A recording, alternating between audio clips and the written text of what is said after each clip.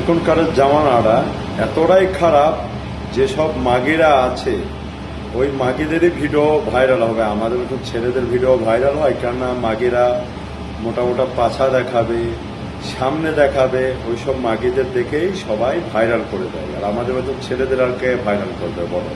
তা জামানটাই হচ্ছে এরকম। এখন যে একটু খারাপ বাজে ভিডিও করতে পারবে তাদেরই ভিডিও বেশি তাড়াতাড়ি ভাইরাল, তাদের লাইক কমেন্ট শেয়ার সব কিছুই হয়, ঠিক আছে।